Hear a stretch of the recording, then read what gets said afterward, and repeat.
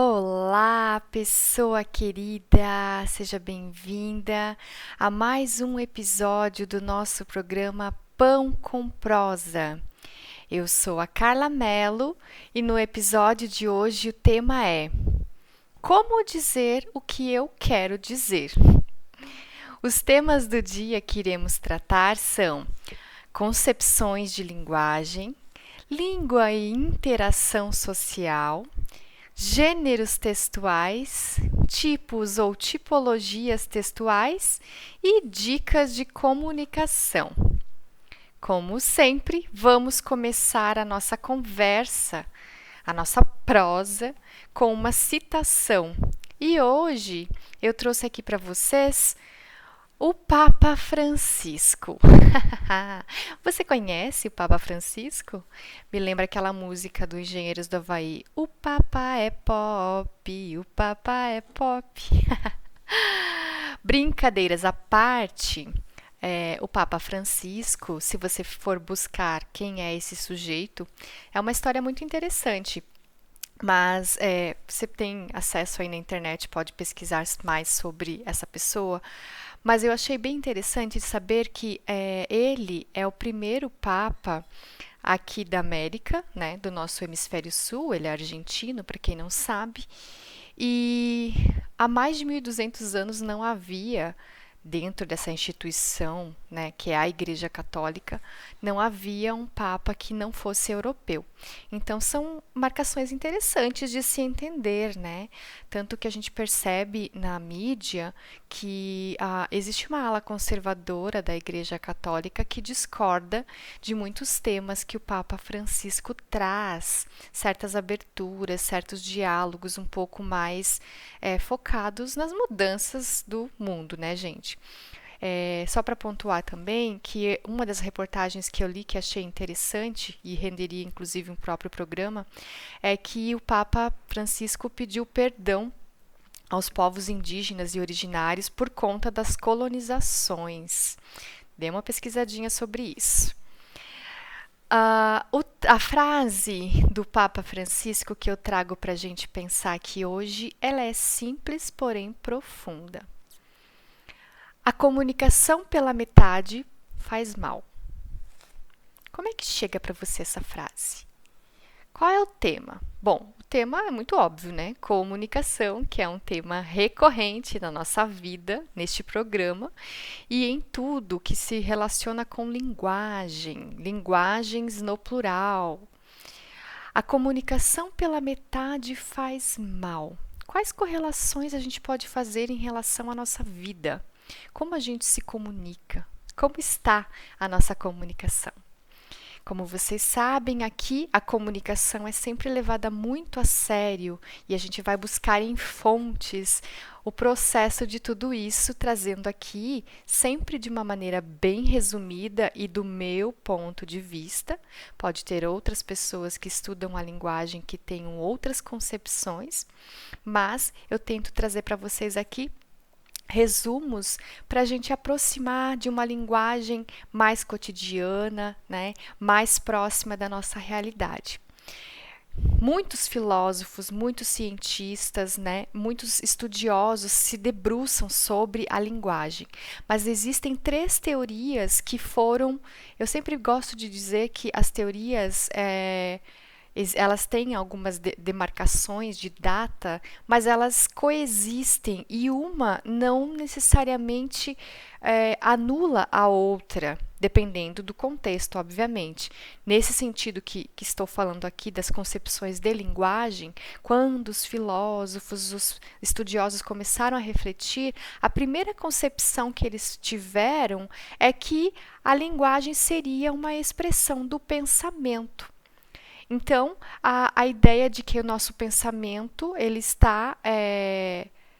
serviria, digamos assim, né, para manifestar a nossa linguagem.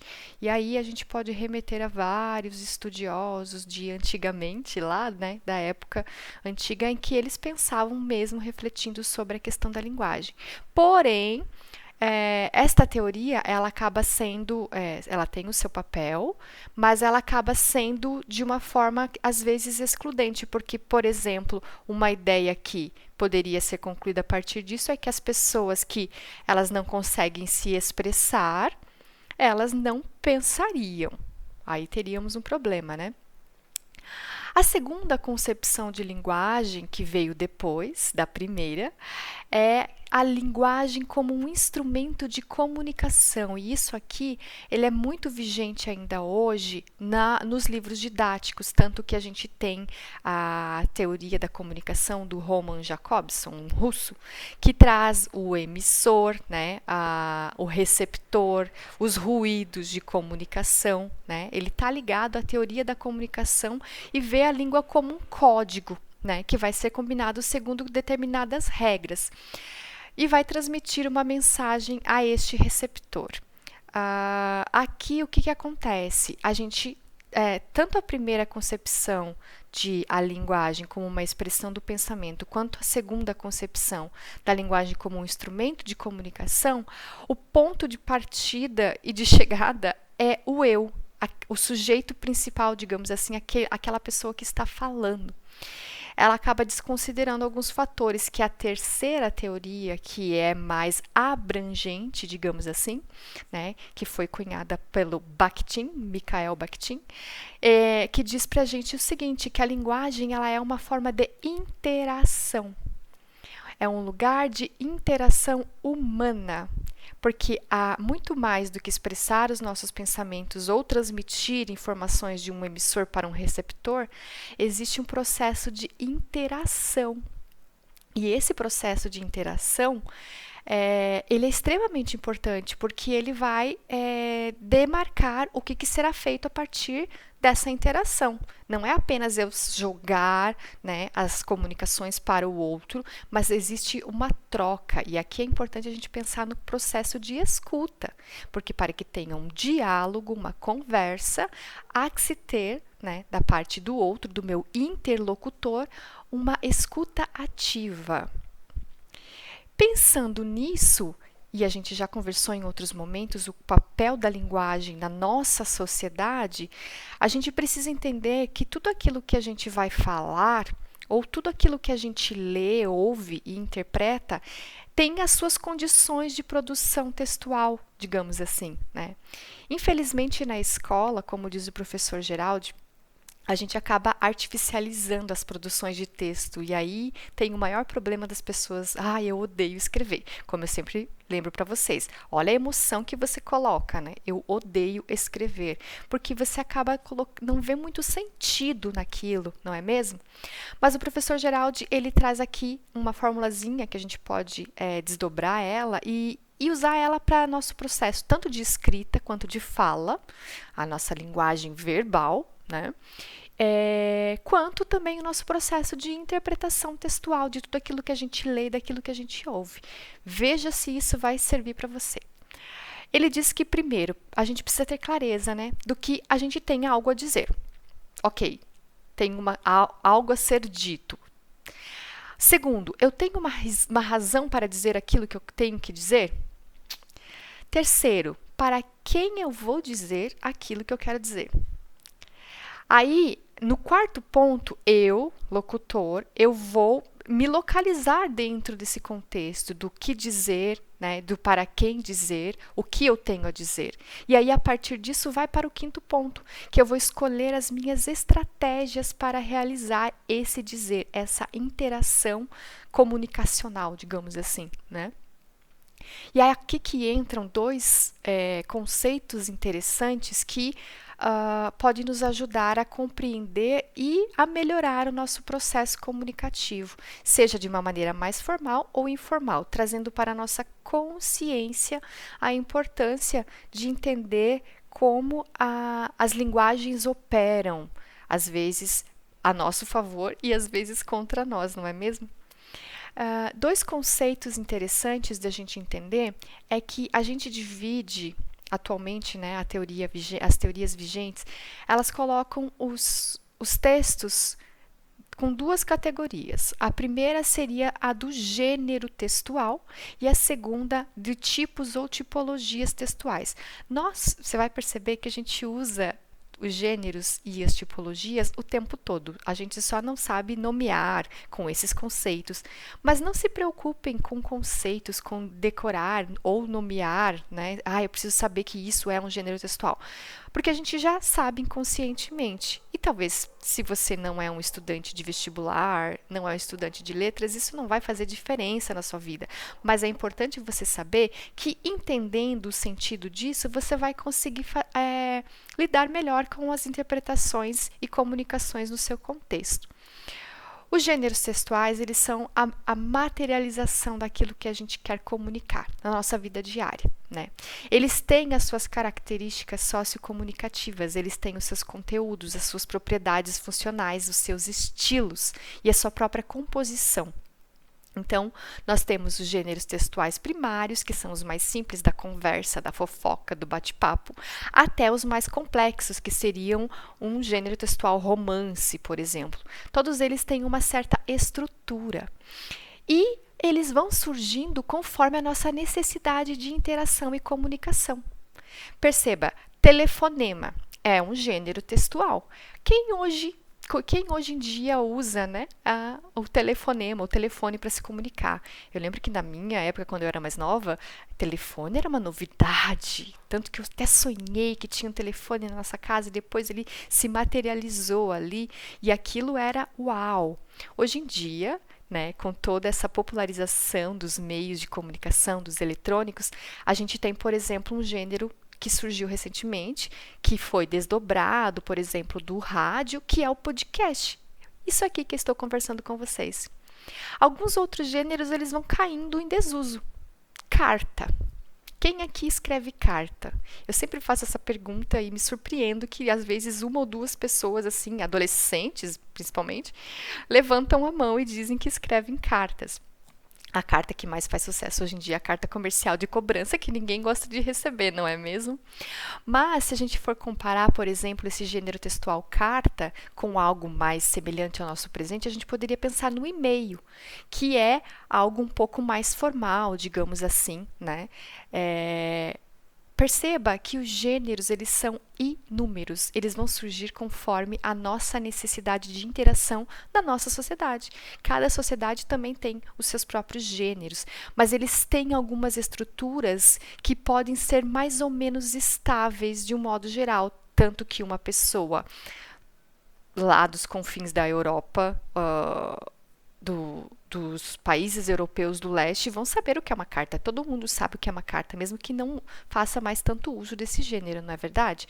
Todo mundo sabe o que é um e-mail, embora às vezes não saiba como entender a estrutura desse gênero textual tão importante, por exemplo, no universo acadêmico e no universo do trabalho, como um meio de interação mais formal. Perceba, nós precisamos ter esse letramento de entender que os gêneros textuais, eles vão ter diversos suportes e nós precisamos entender quais suportes específicos a gente consegue usar para determinados gêneros. Muito bem. As tipologias ou tipos textuais, eles são em menor número, digamos assim. E eles estão mais ligados com aquilo que a gente pode dizer que é a estrutura da questão mais linguística mesmo, né? Os aspectos lexicais, ou seja, as palavras, os aspectos sintáticos, a ordem das palavras, as conjugações verbais, a coerência e coesão, as relações lógicas, digamos assim, que a gente utiliza para determinado diálogo, para determinada conversa.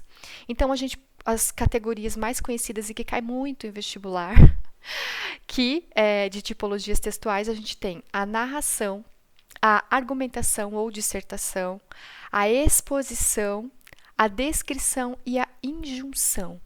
As tipologias, elas estão ligadas com a forma como a gente vai falar aquilo que a gente vai falar, né?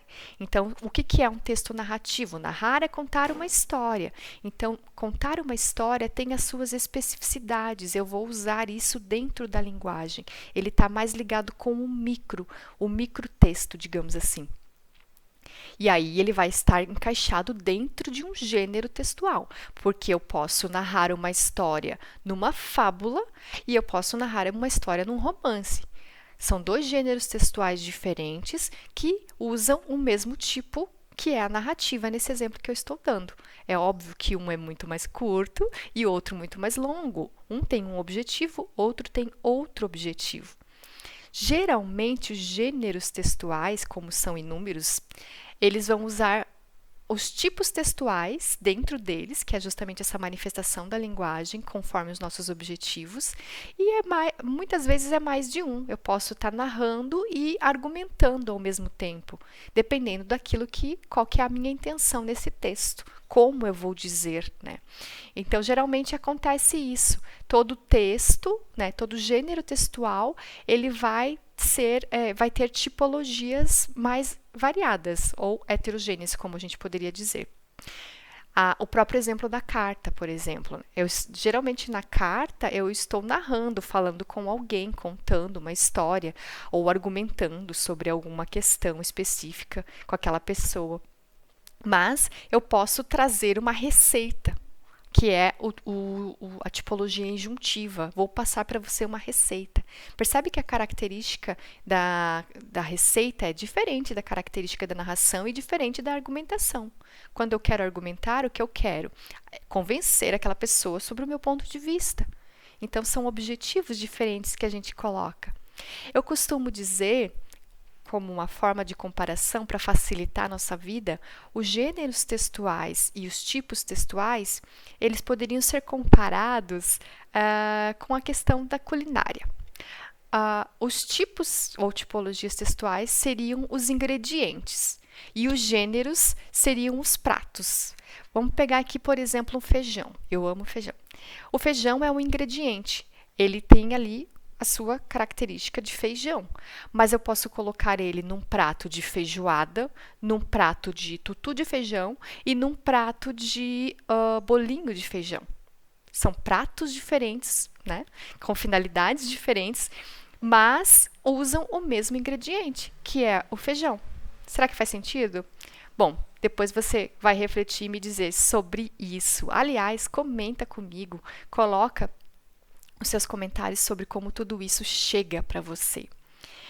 De um modo geral, como que a gente pode fazer para ter uma comunicação mais efetiva? Aqui eu já vou falar diretamente sobre dicas que tem a ver com tudo que a gente falou até aqui. Primeiro, é muito importante, dentro desse contexto de saber a clareza do que dizer, do como dizer, para quem dizer, existe um sujeito que fala. A linguagem como interação, e não apenas um instrumento da comunicação, mas um processo interativo, onde no mínimo dois sujeitos estão ali dialogando, existe um sujeito que fala, e esse sujeito ele está historicamente situado. Ele fala de algum lugar, ele tem um contexto de quando ele fala, de onde ele fala, de quando ele fala. O segundo ponto, para quem esse sujeito irá falar, também está historicamente situado, esse quem, para quem eu vou falar. Percebe que isso aqui tem a ver com as identidades dos sujeitos, tanto identidade linguística quanto as identidades múltiplas que nos compõem, temas que já mencionamos em outras conversas. Esses dois sujeitos, quem fala e para quem se fala, são extremamente cruciais no processo de comunicação. E aí, o terceiro ponto, o que eu vou falar. Eu tenho algo para falar e o porquê eu quero falar aquilo que eu quero falar para esse sujeito.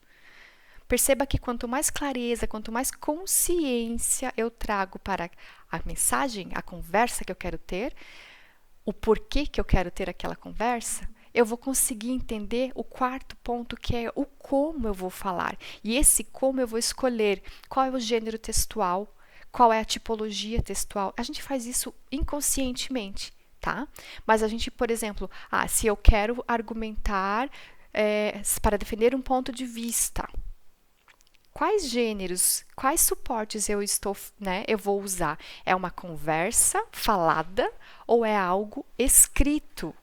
Aí eu vou fazer as minhas escolhas para que eu tenha, digamos assim, o máximo de sucesso naquilo que eu vou falar de fato. Percebe? Quem fala, de onde fala, quando fala, para quem irá falar, o que e o porquê irá falar e o como irá falar.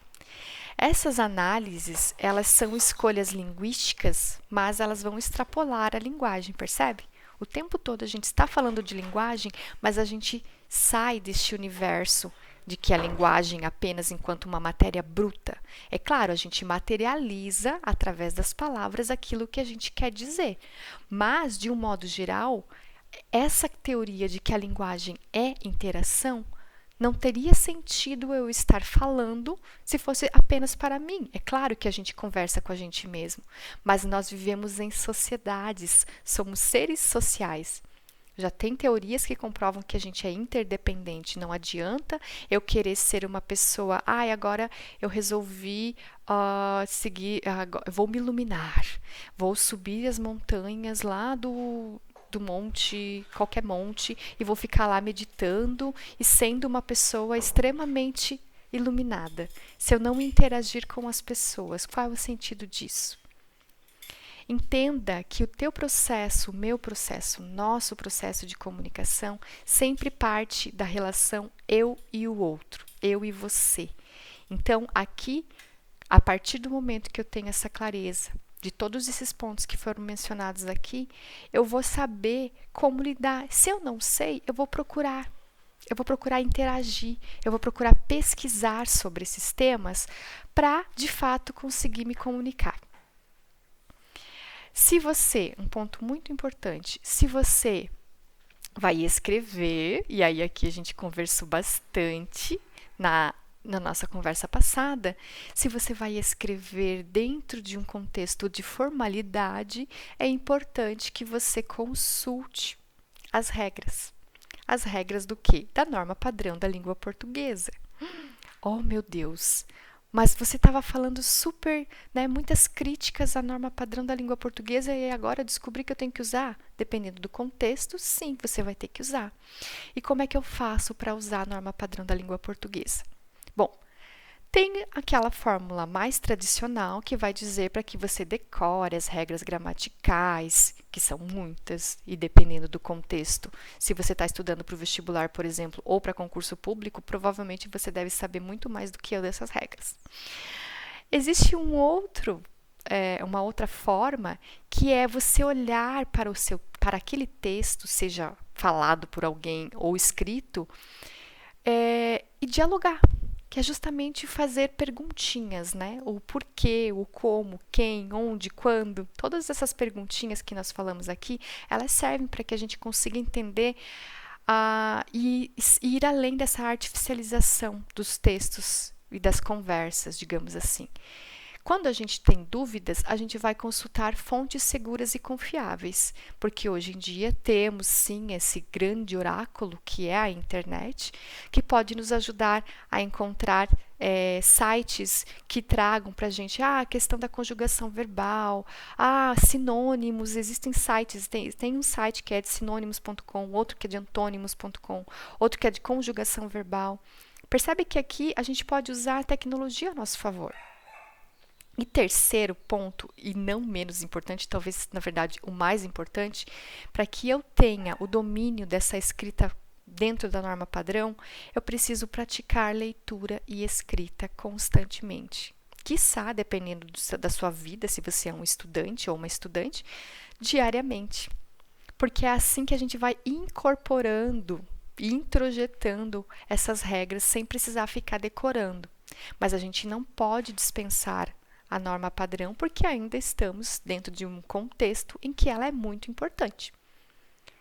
Perceba que aqui a gente usa a nossa inteligência, tanto racional quanto emocional. Ok, eu sei que eu preciso usar a escrita dentro da norma padrão. Vou procurar meios de melhorar a minha escrita. E se você precisa de ajuda, você também pode contar comigo. Caso você esteja na sua fase de escrita de TCC, dissertação ou tese e travou, bloqueou total, a gente pode, de repente, fazer uma conversa através de uma consultoria. Visita o meu site. De um modo geral, era o que tínhamos para hoje. E reflita como tudo isso chega para você. São muitas informações aqui que são trazidas de modo condensado e você provavelmente consegue, se quiser, obviamente, é sempre um convite, refletir, apreender um pouquinho mais como você usa isso no seu dia a dia. Ora, gêneros textuais. A novela é um gênero textual. O áudio do meu WhatsApp é um gênero textual. Percebe? Quais as tipologias textuais que eu mais uso? Eu estou narrando, somos todos contadores de histórias. Eu estou argumentando quando eu quero defender o meu ponto de vista, eu consigo organizar as minhas ideias? Existem sempre formas de a gente se melhorar e a gente pode se melhorar só a partir do momento que, primeiro, a gente queira e, segundo, a gente olhe para aquilo com consciência e coloque talvez as minhas dicas ou quaisquer outras dicas que sejam favoráveis a nosso favor. Colocar em prática para ver se dá certo. Se você fizer e deu certo, me conta. Por hoje é só. Um beijo no coração e até o nosso próximo encontro.